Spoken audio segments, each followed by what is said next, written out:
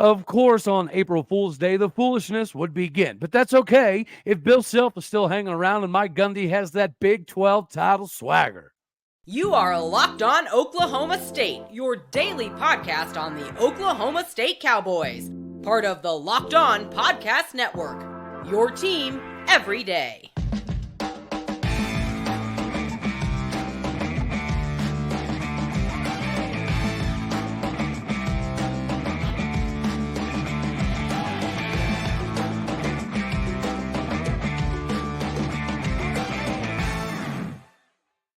Howdy, y'all, and hello, all. Welcome back to Locked On Oklahoma State, your daily stop for all things Cowboy and Cowgirl related. My name is Cody Stovall. I want to thank you kindly for stopping by to make this your first listen. We're available on all of your podcasting platforms, visually as well on YouTube. Find me personally on X at AllDayOState. Today, we're partially brought to you by Game Time Tickets. Download the Game Time app today, create an account, and use the code LOCKEDON, one word, for $20 off your first purchase. When you're looking at tickets for the season, as you're looking at tickets for this upcoming Oklahoma State season, it appears as though the swagger is inside Mike Gundy, right? Mike Gundy had his most recent interview talking a little bit about the post-spring stuff. And although I will admit, right, I think he danced around a couple things, by and large, you could tell that this presentation of Mike Gundy is a little bit different than some of the previous iterations of Mike Gundy when it comes to confidence and how he's talking about positions and the battles and all of that, right? He has no beard, but it's okay. The relaxed, happy, confident Mike Gundy, this is a good sign. Now, he was able to drop some nuggets on us, right? He let us know that freshman Stillwater High School tight end Josh Ford showed up physically more ready than most anybody else in the history of that position coming to Oklahoma State. So we do have, obviously, Tyler Foster, 6'7", 250 tight end coming up for Ohio. Quinn Stewart has been a Cowboy for quite some time now. And now we see Josh Ford coming in instantaneously, which is ironic because last season, the other Stillwater High School freshman that came in and instantaneously was pushing on the 3 deep was Jacoby Sanders. Jacoby Sanders is now in a position to continue to learn. Joe Michalski's a beast. Austin Klecki looks like he's improved this season, according to some of the guys. You're hearing Mailake Smith showed up ready to rock and roll and fire, which he's done significantly well thus far. He's got good size. He's got good frame. He did mention there being a potential inevitability at the end of spring to have a couple transfers. There's going to be some casualties in that department, but that's for every college all across the country. Oklahoma State's no different. Now, if the rotation in practices, spring, fall, all that, if that is legitimately even and you're giving guys legitimate opportunities to win jobs, then it's going to do nothing but make this spring more competitive, and it should limit some of those guys that could potentially leave after spring. Again, as long as we are being realistic in what we tell kids. If we tell a kid to come back to Oklahoma State, don't transfer because you're going to get an opportunity to compete for a starting job. As long as we're doing that, then we shouldn't have a lot of casualties come spring. He did mention Paul Randolph. We've discussed how Paul Randolph came in to bring his 25 years of experience to the defensive line. Not that Greg Richmond, the Cowboy alum, was doing anything insignificant per se. It was just a moment of capitalization, which I will say to me is a big deal for Mike Gundy. Capitalization has been the hindrance. We saw him emerge last season victoriously out of the shadows, the depths of obscurity to some degree when it comes to relationships in the locker room. So we know that Gundy can turn that stuff around. We also know that Paul Randolph brings a lot of experience to the table. A lot of his experiences with the 4-3 defense. With this 3-3-5, which is what? Say it with me. It's nothing but a 4-2-5 with an extra guy disguised as a multi-role player.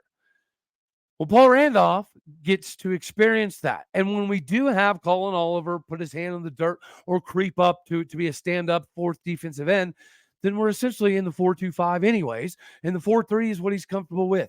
I do think that he's going to be able to do some things. I've heard already that from a technical standpoint, we have at least 2 defensive linemen that have improved so dramatically as opposed to last season that you're going to see a big difference. So instantaneously, Paul Randolph has already made a big difference when it comes to technique with a couple of these defensive linemen, which is just maybe all that they were missing, right? And the reason we ended up with Paul Randolph, I thought was pretty interesting from Mike Gundy. When he was talking to other head coaches from other universities, just in general, like, hey, what coach are you hearing is hot? What's a coach that you would hire if your staff wasn't completely full? And by and large, the biggest name that he'd heard all across the country was Paul Randolph.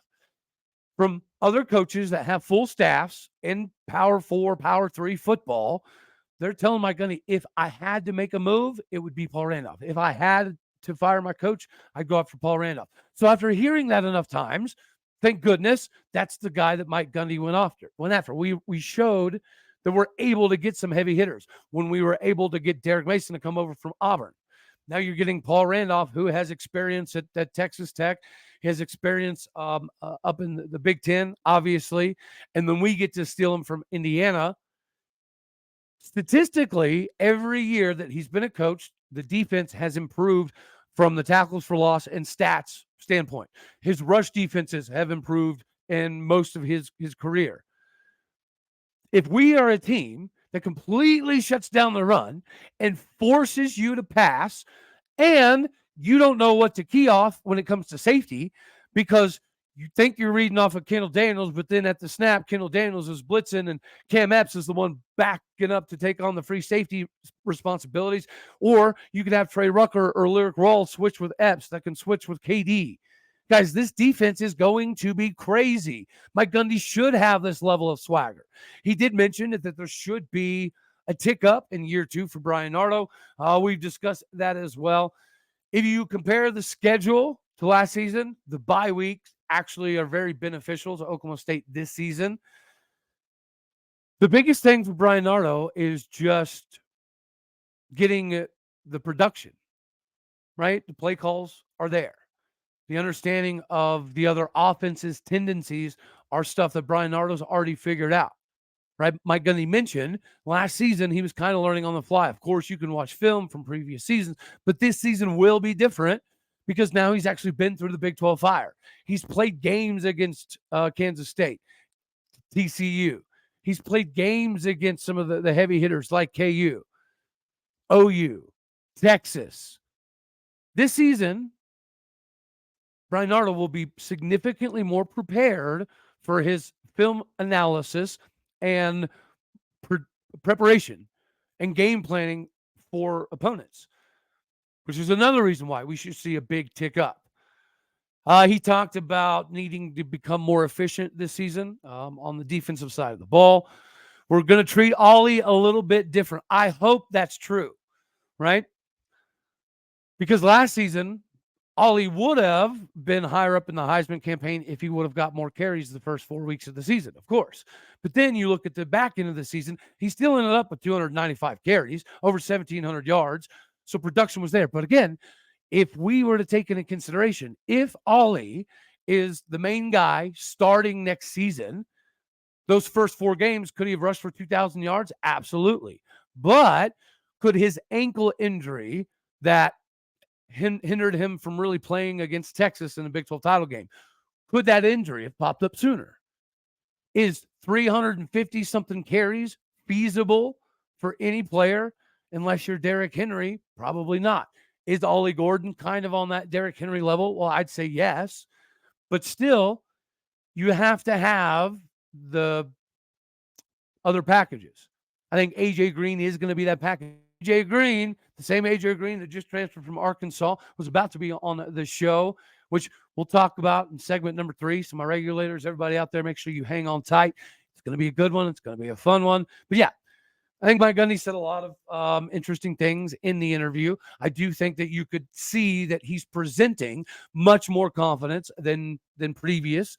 There's several interviews post-spring or in the middle of spring where Mike Gundy's discussed this position group's not ready. This position group's not strong enough. This guy's not ready to play yet, so on and so forth. We don't have the playbook down yet. You're not hearing that right now. You're not hearing any of that right now from Mike Gundy or anybody else. Casey Dunn's out there even looking super confident. It's because I think he knows he's got the guys this year to make his offense look good, regardless of the play calling. I'm a fan of where Mike Gundy's sitting right now in regards to the outlook of the 2024 season.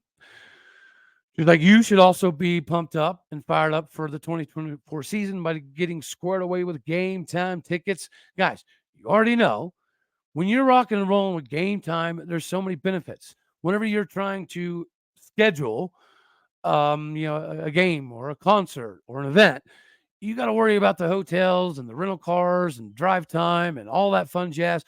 The last thing you want to worry about is tickets. Game Time Tickets has you covered. They have an authorized marketplace for Major League Baseball, which gets ticket buying even easier. The prices on the Game Time app actually go down the closer the games get to the first pitch. These last-minute killer deals, all in prices, and my favorite, views from the seats with the Game Time lowest price guarantee, takes all the guesswork out of you buying any tickets, anytime, anywhere. Last-minute tickets, lowest prices, amazing. Views from the seat before the game, so you know exactly where you're sitting. You don't get the hanky-panky of, oh, sorry, you actually got this seat. You were supposed to get this one. You actually bought this one. Sorry about you. Take the guesswork out of buying tickets with Game Time. Download the app, create an account, and use the code LOCKEDONCollege for $20 off your purchase. Terms apply. Again, create that account, redeem that code, LOCKEDONCollege for $20 off. That is LOCKEDONCOLLEGE for $20 off.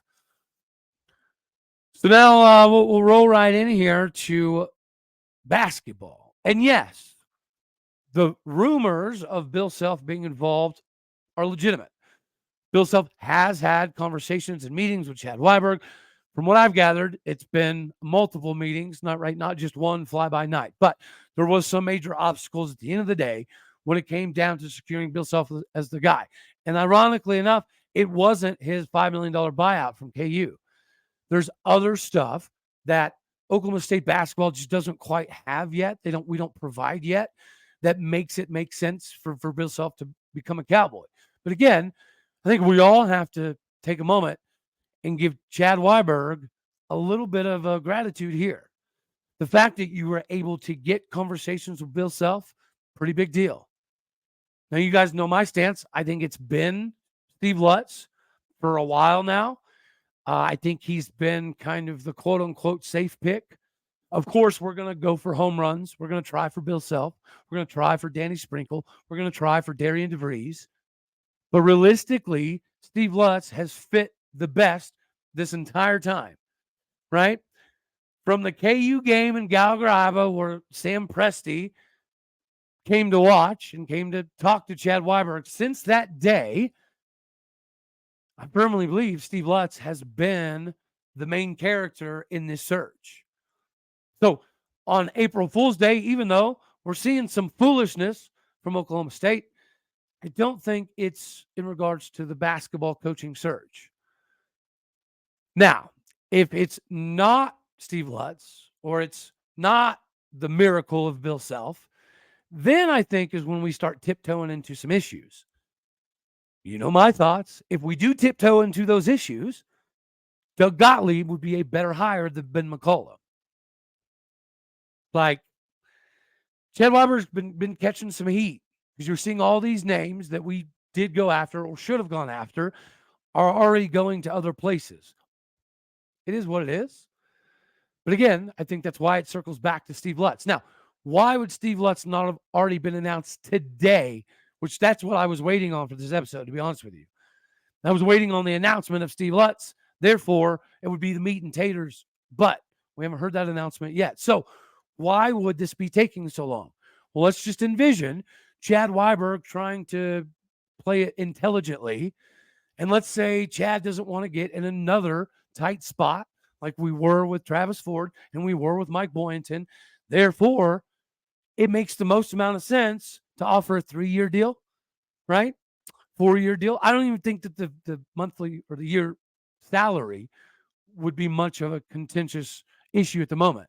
I think that part's ironed out. Recruiting budget, probably already ironed out. What it's going to look like, I think we already know. The hindrance seems to be the length of contract. Steve Lutz agent might be getting a little greedy. Will Western Kentucky offer a 7-year deal? Yes, probably. Will Western Kentucky offer a 7-year deal starting at 1.2, 1.3-ish million? Yeah, probably.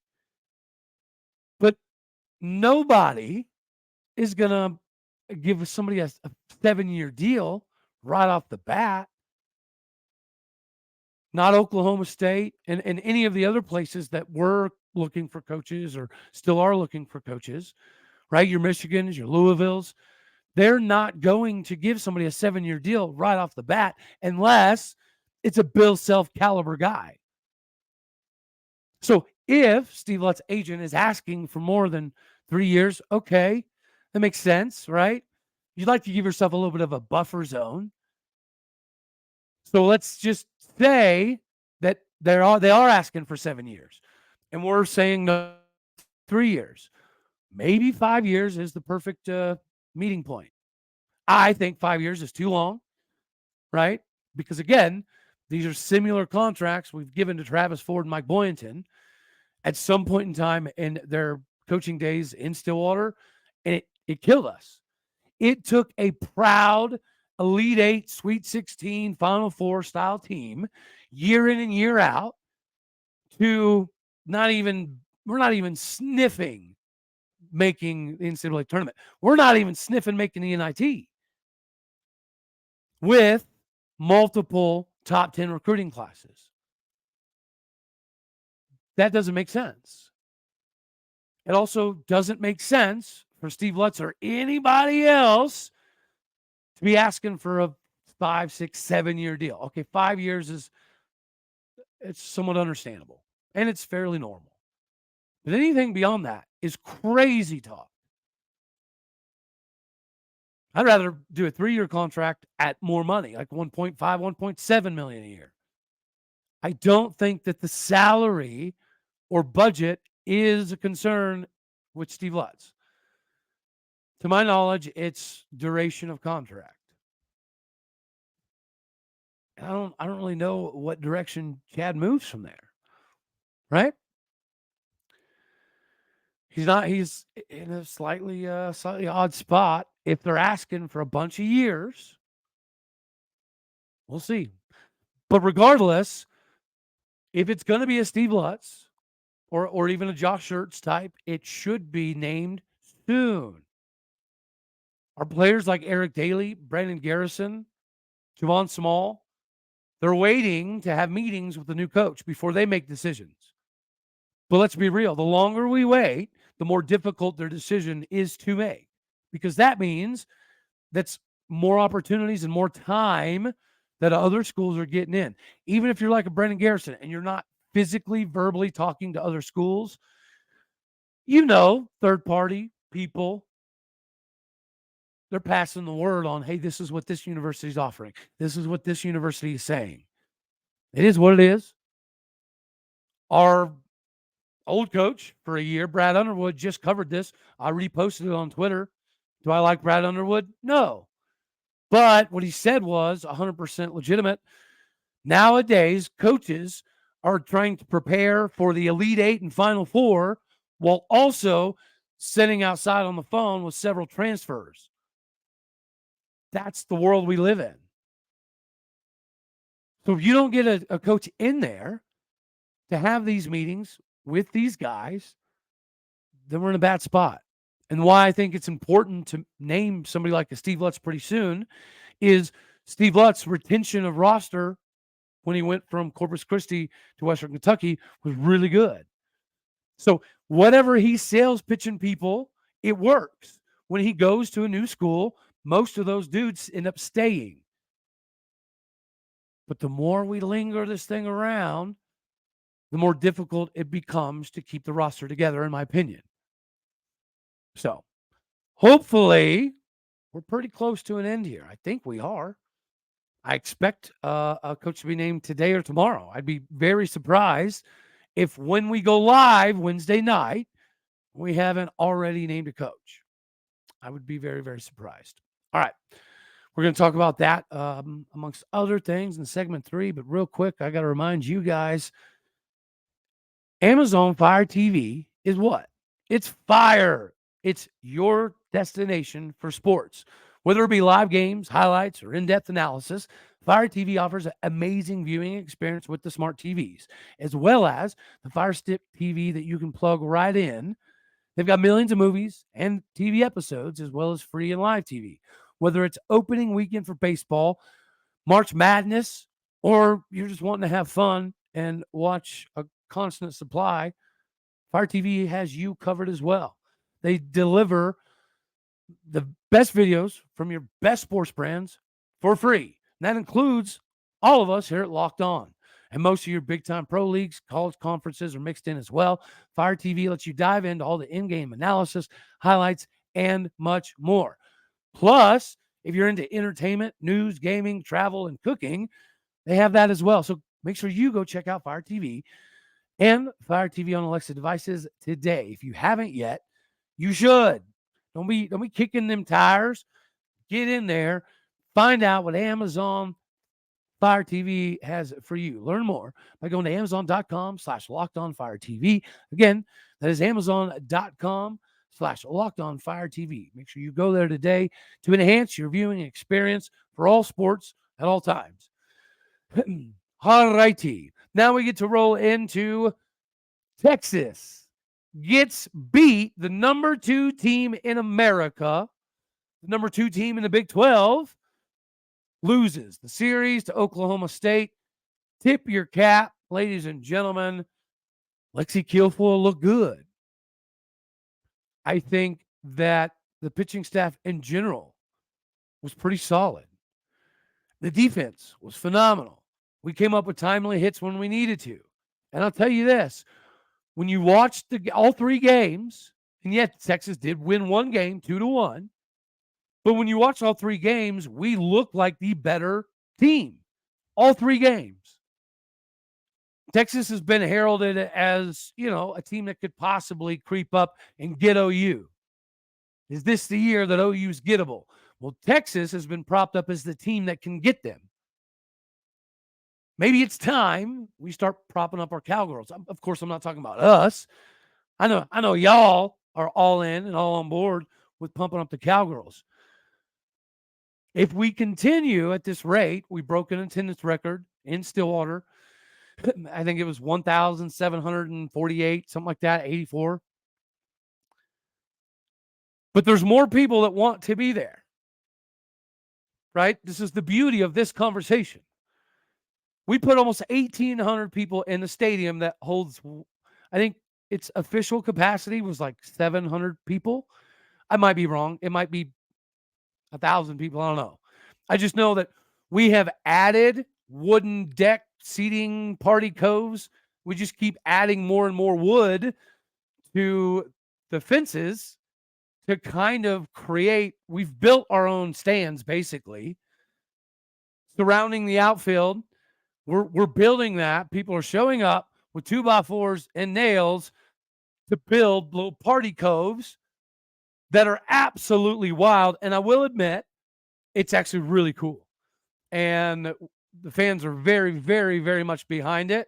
We can keep building wooden party coves and we'll be super happy. But it's not about us always being super happy, because if you don't give the man with the dream his dream, he will leave. Kenny Gajewski might be in the running for the best coach we have on campus, point blank, period, of any sport, anywhere. And that's saying something, right? Tennis, phenomenal. Football, we're really good. Basketball, but we'll see how that goes. Baseball is a proud sport traditionally at Oklahoma State. And thankfully, we did get the series W against West Virginia. Zach Earhart, tip of cap to you, sir. Talk about having yourself a weekend. Batting like 700 over the weekend against a very good West Virginia ball club. Now, losing game 3, that hurt. The way we lost game 3 hurt. primarily because if we win that game, yes, sweeping anybody on the road in this conference is next to impossible. I get that. But if it would have happened, we would have bumped ourselves in a three-way tie for second place in the Big 12. Instead, we're in sole position of like fourth or fifth. That's okay, because the first place team in the conference has to come to Stillwater for a 3-game series this coming weekend.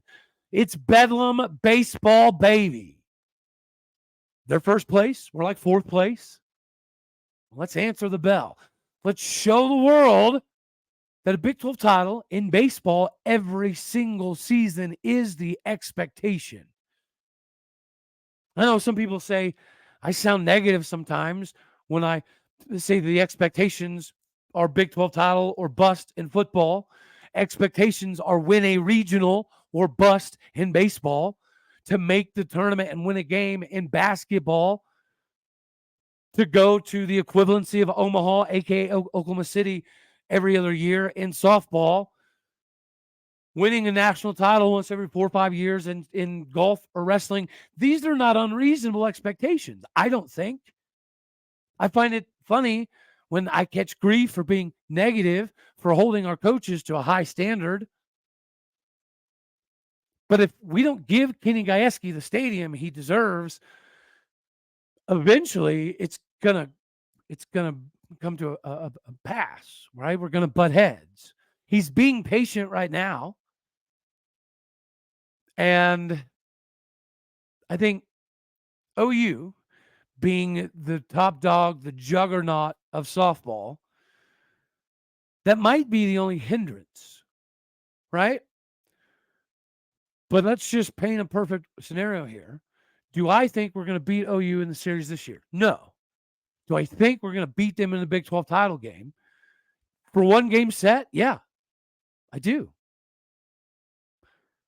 But if Kenny Gajewski somehow beats OU 2 of 3 in a series, the stadium talk needs to get much louder. I know financially we are where we are because of basketball. I know that our inability to utilize NIL did scare multiple coaches away from coming to Oklahoma State. I don't know if that's a good thing or a bad thing, right? I mean, it's a good thing because now it's been in the public sphere that if we want Oklahoma State to be good at basketball, we have to chip in a little bit more in NIL. But it's also a bad thing because somehow schools in our own conference are offering light years more than we are, which is it's a concern. It's concerning. It's concerning because we are in the coaching search. It's not primarily, but somewhat due to our inability with NIL. I think that'll get better, but we got to name the coach. All right. Housekeeping, my regulators out there. So we had 2 O linemen, 2 D linemen, 3 safeties, at least 1 corner, 2 quarterbacks, at least 1 running back, and several other commits and coming in Cowboys lined up for the show. Now, Oklahoma State Sports Information Department is being slightly difficult. Not slightly, they're being very difficult. I have 2 paths I can take here. I do have several players that have said that they'll come on regardless. I don't think I really want to put them in that position, though. So I'm finagling some stuff here, y'all. But basically what it boils down to is I love this job. I love what I do. I love offering a product to you guys. And I love that players love coming on the show, right? I love when I get contacted, to have an opportunity to be on the show. I love that several players are pushing more and more and more to be on the show. It's not being received very well. Therefore, I don't know which route to take. I could keep having players on the show. But then obviously I'm in a bigger war. So I'm going to go live Wednesday night. with OK State Probs and Reagan Harris from the Martcast, and we're going to discuss a lot of this stuff. But yeah, I'll be interested in the comment section. Let me know what you guys think, right?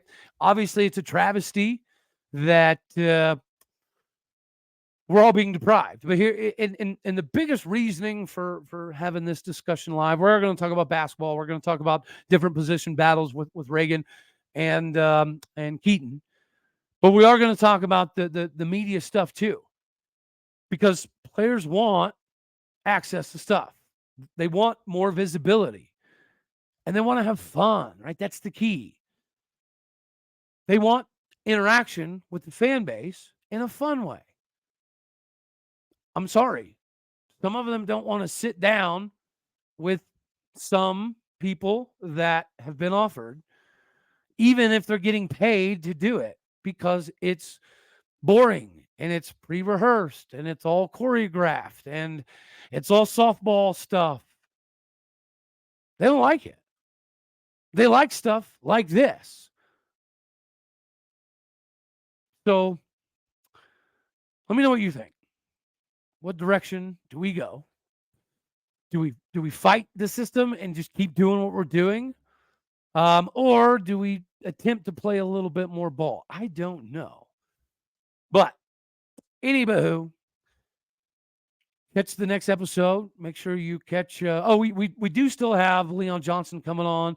We got Xavier Benson coming on. I think I got Josiah Johnson lined up as well. We got several former Cowboys that are in the NFL or just left the NFL also coming on. So that part of it's not going to slow down. The current player part, I could buck the system and just keep doing what we're doing. Or I could slow down a bit and participate in playing some ball. I don't know. I've tried. I did try to play ball, which is why you haven't seen current players on the show for 8 months.